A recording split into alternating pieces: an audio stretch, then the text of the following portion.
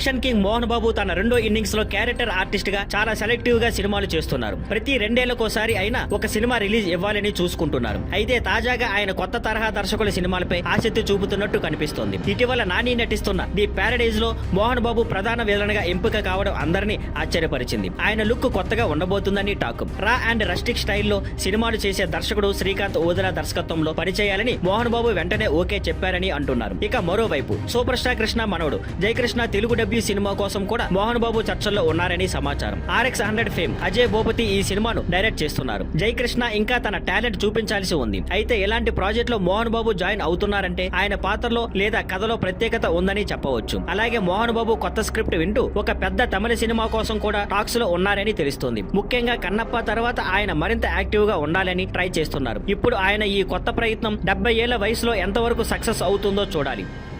Thank you for watching. Please like, share and subscribe.